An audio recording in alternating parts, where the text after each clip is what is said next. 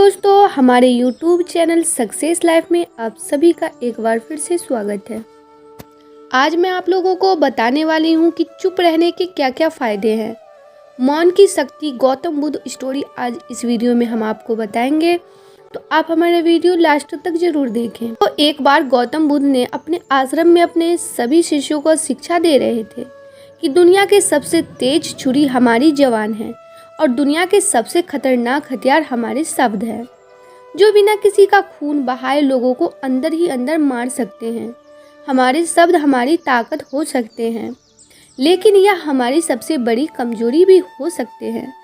अगर हमें नहीं पता कि कब, कहां और क्या और कितना बोलना है, यदि हम सही समय पर सही इरादे के साथ सही शब्दों का प्रयोग करते हैं, तो यह हमें एक सफल व्यक्ति बनाता है।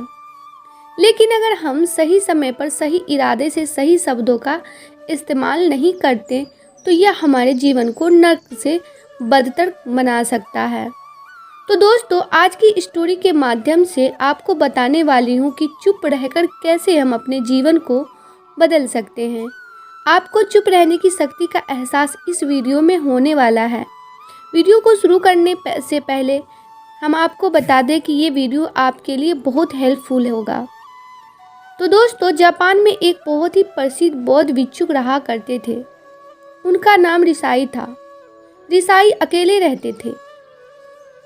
दुनिया के शोर शराबे से दूर जंगल में वो रहते थे और वह बड़े ही ध्यानी और प्रभु भक्त व्यक्ति थे, इसलिए वह पूरे जापान में बहुत अधिक प्रसिद्ध थे।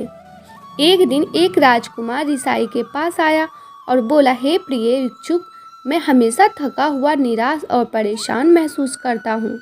मेरा मन बहुत अशांत रहता है। हालांकि मेरे पास सब कुछ है, दौलत, शोहरत, सुख सुविधाएं जो हर व्यक्ति चाहता है या पाने की इच्छा करता है, लेकिन फिर भी मेरे अंदर इतनी अशांति और चिंता क्यों है। रिसाई ने इसकी बात बहुत ही ध्यानपूर्वक सुनी और कुछ सोचने के बाद कहा, तुम इस प्रश्न का उत्तर जानते हो, बस तुमने कभी इस प्रश्न को हल करने की कोशिश नहीं की है। रिसाई आगे कहा, मैं एक रिसर्च करना चाहता हूँ, क्या तुम मेरा साथ उसमें दोगे? इस रिसर्च के बाद तुम्हारे जीवन में किसी भी तरह की अशांति और चिंता नहीं रहेगी। ये बातें सुनकर राजकुमार बहुत हैरान था। उसने रिसाई से कहा, बताइए मुझे क्या करना होगा। अपने मन की शांति के लिए मैं कुछ भी करने को तैयार हूँ। राजकुमार की इन्हीं बातों को सुनकर भिक्षुक ने कहा, तो फिर आप अगले 15 दिन के लिए मेरे आश्रम में रहोगे और एक सामान्य व्यक्ति की तरह अपना जीवन व्यतीत करोगे, और इन 15 दिनों में तुम अकेले और चुपचाप रहोगे, जितना हो सके कम बोलोगे। राजकुमार उस भिक्षुक की बातें सुनकर सहमत हो गया। पहले दिन राजकुमार को लगा कि उसका मन सामान्य से अधिक अशांत और विचलित है। उसके मन में तरह तरह के विचार आ रहे हैं और वह आम लोगों की तरह जीवन जीने में असहज महसूस कर रहा है। उसे अंदर से बोलने की इच्छा हो रही थी, लेकिन वह चुपचाप रहा। उसके मुंह से एक भी शब्द नहीं निकला, बस वह चुपचाप बैठा रहता। लेकिन रात को होते होते उसे अंदर ही अंदर शांति का अनुभव होने लगा। उसके लिए यह अनुभव अजीब था। वो खुद से पूछ रहा था कि वो अंदर ही अंदर इतना खुश क्यों है और उसकी आंतरिक बेचैनी और चिंता कम क्यों होने लगी। दोस्तों, अगले दिन राजकुमार अकेला चुपचाप बैठा रहा और वह प्रकृति को निहार रहा। वो पौधों को, फूलों को, आकाश में उड़ रहे पक्षियों को। वो अपने जीवन में पहली बार यह अद्भुत दृश्य महसूस कर रहा था कि उसके पास कितनी सुंदरता है। वो दिन भर प्राकृतिक की सुंदरता को निहारता रहता और उसकी ताजगी को महसूस करता रहता। इसी तरह से 10 दिन बीत गए और उसके मन की सारी बेचैनी, सारी हलचल, सारी उथल पुथल और सारा तनाव गायब हो गया। 11वें दिन की सुबह राजकुमार फिर से एकांत में बैठ गया और कुछ ही मिनटों में उसकी आंखें अपने आप बंद हो गई और वो गहरे ध्यान में चला गया। पूरे दिन वहीं पर आंखें बंद करके बैठा रहा और गहरे ध्यान में डूबा रहा। ना कोई शब्द, ना कोई चिंता। राजकुमार भीतर से असीम शांति और आनंद से भर गया। राजकुमार अपने बाकी के 4 दिन इसी तरह गहरे ध्यान में व्यतीत करने के बाद 15 दिन बाद ऋषाई के सामने प्रस्तुत हुआ और ऋषाई को प्रणाम करके बोला, प्रिय भिक्षुक, मुझे उत्तर मिल गया कि मेरे मन में इतनी उथल पुथल और चिंता क्यों थी। मैं जान गया कि मेरा मन इतना अशांत और विचलित क्यों था। ऋषाई मुस्कुराते हुए पूछा, बताओ क्या उत्तर मिला तुम्हें। राजकुमार ने कहा, मैं आवश्यकता से अधिक बातें करता था। मैं किसी पर भी अपने शब्द और ऊर्जा व्यर्थ करता था। मैं दिन भर अपने लोगों से फालतू की बातें करता रहता और फिर उन्हीं के बारे में अकेले में सोचता रहता और ज़्यादातर समय नकारात्मक ही सोचता रहता। इस तरह मैं बस अपना समय बर्बाद कर रहा था। ज़्यादा बोलने और नकारात्मक सोचने की वजह से मेरा मन अशांत और बेचैन हो गया था और इसी वजह से मैं किसी भी काम को ठीक से नहीं कर पा रहा था, जिसकी वजह से मैं हर काम में असफल होने लगा और फिर इन्हीं लगातार मिलने वाली असफलताओं की वजह से ही मैं और भी उदास और चिड़चिड़ा हो गया। इन्हीं सभी चीज़ों की वजह से मेरा जीवन नष्ट हो रहा था, लेकिन यहाँ पर बिताए हुए 15 दिन मेरे लिए पूरी तरह से अलग थे। मुझे कुछ अलग ही एहसास यहाँ पर हो रहा था। अब मुझे ऐसा लग रहा है मैं अपना जीवन पूरी तरह से जी रहा हूँ, लेकिन इससे पहले अपना जीवन गलत तरीके से जी रहा था और मैंने यह भी सीखा कि हमें सिर्फ ध्यान करने की ज़रूरत नहीं है। ध्यान अपने आप होता है जब हम इस शांत और मौन होते हैं। ध्यान के पिछले कुछ दिनों के दौरान मैंने जो पहली चीज़ सीखी वह यह है कि मनुष्य के जीवन के सबसे महत्वपूर्ण घटना स्वयं को जानना है। दोस्तों, यह सुनकर ऋषाई ने कहा, सिर्फ तुम ही नहीं, दुनिया में ज़्यादातर लोग ज़रूरत से ज़्यादा बोलते हैं। आज भी लोग ज़्यादातर समय केवल एक दूसरे को नीचा दिखाने के लिए ही बोलते हैं। कुछ लोग ना चाहते हुए भी बातें करते हैं और अपना जीवन बर्बाद कर लेते हैं। ऋषाई ने राजकुमार को चुप रहने का महत्व समझाते हुए कहा, एक बार गौतम बुद्ध से उनके शिष्य ने पूछा, प्रिय बुद्ध, आप ज़्यादातर समय चुप क्यों रहते हैं।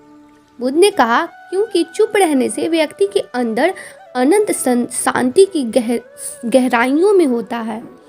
मौन अपने भीतर उतरने की पहली सीढ़ी है। मौन के बिना स्वयं को जानना असंभव है। स्वयं को जानने और समझने का पहला नियम है कि मौन हो जाओ, उतना ही बोलो जितना अत्यंत आवश्यक हो। फिजूल की बातें करना छोड़ दो। दोस्तों, तुम अचानक पाओगे कि 15-20 दिन से भी ज़्यादा लोग व्यर्थ ही ज़्यादा बोलकर अपना समय बर्बाद कर रहे हैं। ना बोलने का कोई भी नुकसान नहीं है, लेकिन यदि आप ज़्यादा बोलते हैं तो आप अत्यधिक गलती कर देते हैं। हर व्यक्ति कम बोलना शुरू कर दे तो दुनिया की 20% मुसीबतें कम हो जाएगी, झगड़े फसाद कम हो जाएंगे, उपद्रव कम हो जाएंगे, अदालतें कम हो जाएगी। अगर लोग थोड़ा चुप रहना सीख ले, संसार की बहुत सारी समस्याएं हैं, बहुत सारा उपद्रव सिर्फ बोलने से पैदा होते हैं। सारी बात मौन सीखने की है। जब तुम नहीं बोलते तब तुम एकांत में अकेले हो गए। बड़े बाजार में भीड़ में खड़े हो नहीं बोलते हिमालय के शिखर में पहुंच गए। जिसने मौन की कला जान ली वो भीड़ में भी अकेले होने की कला जान लेता है। एकांत में तो आदमी स्वर्ग में है। दूसरे की उपस्थिति ही बेचैनी पैदा करती है। पहले तुम्हें चुप रहने की शक्ति को धारण करना होगा। इससे तुम अधिकतर ऊर्जा को बचा लोगे और फिर इस स्थिति में पहुंच जाओगे कि तुम कम बोलने लगे हो। अगर तुम किसी के यहाँ पर जा रहे हो और परेशान हो जाओ तो ऐसे में उचित है कि आंखें बंद कर लो और अपने में खो जाओ। वहाँ से आपको ताजगी महसूस होगी, क्योंकि तुम्हें अंदर ही जीवन का वो स्रोत छिपा हुआ है, वो किसी दूसरे में नहीं है। इसके बाद राजकुमार उस ऋषाई से पूछते हैं कि आखिर कौन हमें अपने अंदर तक लेकर जाएगा।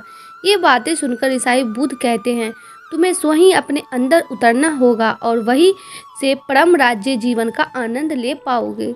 आनंद का यहीं से जन्म हुआ है, यहीं से तुम मौत में डूब जाओगे, यहीं तुम्हारा सूरज उदय होगा और यहीं से अस्त होगा। इसी प्रकार तुम बार बार डुबकी लगाओगे। जब भी तुम डुबकी लगाकर लौटोगे वहाँ से तुम पाओगे फिर ताजगी भरी जीवन की नई संपदा मिलेगी। इस नई शक्ति के जन्म होने से तुम्हारी थकान गई, उदासी गई, चिंता गई। जैसे कोई स्नान करके लौटता है तो शरीर शीतल हो जाता है, शांत हो जाता है। ऐसे ही जब कोई भीतर से साफ होकर वापस आता है, मौन में स्नान करके लौटता है, तो समस्त व्यक्तित्व शांत और मौन हो जाता है, आनंदित हो जाता है। जब तुम आंतरिक मौन की उस पराकाष्ठा पर पहुंच जाओगे, तब तुम पाओगे कि बोलने से भी तुम्हारा मौन खंडित नहीं होता, वो बना ही रहता है। दोस्तों, उसकी एक अंत धारणा लगातार तुम्हारे भीतर बहती रहती है। तुम बोलते हो तो तुम शब्द का उपयोग भी करते हो, लेकिन वो तुम्हारे मौन को खंडित नहीं कर पाती। एक बार गहरे मौन में स्थिर हो जाओ, फिर तुम्हारी वाणी में भी मिठास आ जाएगी। तुम्हारा बोलना संगीतपूर्ण होगा, तुम्हारा बोलना सत्य होगा। तुम बोलोगे तो दूसरे पर भी शीतलता छा जाएगी। जैसे ही तुम अंदर से चुप होते हो, तुम इतने शक्तिशाली होने लगते हो कि समाज की निर्भरता तुम छोड़ने लगते हो और तुम्हारे जीवन में एक मस्ती आती है जो केवल दीवानों के जीवन में होती है। तुम्हारे चेहरे पर एक नई रौनक आ जाती है, तुम्हारी आंखें किसी अमृत के समान हो जाती है और तुम आनंद शांति के समुद्र में डूबने लगते हो। इतना कहकर भी चुप रिझाई ने अपनी इस बात को खत्म की और वह मौन में चले गए। राजकुमार उनका धन्यवाद करके अपने महल में चला गया। दोस्तों, आपने भी अनुभव किया होगा कि बहुत ज़्यादा बात करने से दिमाग अशांत हो जाता है, जिससे हम अपने दिमाग पर नियंत्रण खो देते हैं और साथ ही अपना ध्यान भी खो देते हैं। जो लोग बहुत ज़्यादा बोलते हैं, उनके पास किसी एक काम पर ध्यान केंद्रित करने की काबिलियत नहीं होती। वो अपने किसी भी लक्ष्य पर पूरी तरह से केंद्रित नहीं कर पाते। अगर हमारा दिमाग एक जगह केंद्रित नहीं है तो हम जीवन की सच्चाई नहीं समझ पाते और ना ही मनचाही सफलता कभी हासिल कर पाएंगे। इसके अलावा भी आपने देखा होगा कि जो लोग अधिक बोलते हैं वो अक्सर लोगों के बीच हंसी का पात्र बन जाते हैं, और जो लोग कम बोलते हैं और अपनी बात पर कायम रहते हैं, उन्हें लोगों से सम्मान मिलता है। लोग उनकी बातों को सुनते हैं और उन पर भरोसा भी करते हैं। जो लोग ज़रूरत से ज़्यादा अधिक बोलते हैं और अपने विचारों के बारे में पक्के नहीं होते, उनका दिमाग स्थिर और विचलित रहता है, शोर से भरा रहता है, और एक अशांत दिमाग वाला व्यक्ति जीवन में किसी भी चीज़ में सफल नहीं हो पाता, क्योंकि वह किसी भी काम में फोकस नहीं कर पाता। दोस्तों, यदि किसी व्यक्ति को यह पता है कि उसे कब, कहाँ और क्या बोलना है, तो वह व्यक्ति सच में बहुत बुद्धिमान है, और ऐसा व्यक्ति जहाँ भी जाता है उसका व्यक्तित्व आकर्षण का केंद्र बन जाता है और वह जो कुछ भी करता है उसमें सफल अवश्य होता है। अगर हम किसी महान और सफल व्यक्ति के व्यक्तित्व को गहराई से देखें तो पाएंगे कि वो कम बोलते हैं और कम से कम शब्दों में अपनी बात खत्म कर देते हैं। वो बोलने से पहले वो चीज़ों और जिसके बारे में उसे बोलना है उनके बारे में गहराई से सोचते हैं। लेकिन जो लोग बहुत ज़्यादा बोलते हैं, बहुत बार वो झूठ भी बोलते हैं और अपनी बातों से दूसरे के मन और विचारों पर कचरा डालते रहते हैं। वो ज़्यादातर समय दूसरों की बुराई करते रहते हैं, इसलिए उनके अपने भी उनसे नफरत करने लगते हैं और उनसे बचने की कोशिश करते हैं। हमारे भारतीय उपनिषदों में कहा गया है कि हमारे शब्द वास्तविक ब्रह्म शक्ति है। मौन से धैर्य आता है, धैर्य से ध्यान, और ध्यान से हम अपने जीवन के बारे में जागरूक हो जाते हैं। इसलिए अगर हम ज़्यादा बात करते हैं तो हम मौन को खो देते हैं, जो मन की शांति का पहला स्तंभ है। जो दोस्तों, वो आज से हम भी चुप रहने का अभ्यास अवश्य करेंगे। आज से हम भी वही बोलेंगे जो हमारी ज़रूरी है, और हम कोशिश करेंगे कि कम से कम शब्दों में अपनी बात ख़त्म करें, और हो सके तो कोशिश करेंगे कि रोज़ कम से कम 10 मिनट तक एकांत में चुपचाप बैठेंगे। और मुझे पूरा विश्वास है कि इससे हम सबके अंदर एक सकारात्मकता बदलाव जरूर आएगा। दोस्तों, इसी के साथ इस वीडियो को ख़त्म करती हूँ। उम्मीद करती हूँ कि आपको इस कहानी से एक अच्छी सीख मिली होगी। ये कहानी आपको कैसी लगी हमें कमेंट बॉक्स में कमेंट करके ज़रूर बताएं, और साथ ही इस कहानी को अपने दोस्तों के साथ ज़रूर शेयर करें ताकि उन्हें भी इस कहानी से कुछ सीखने को मिल सके। धन्यवाद।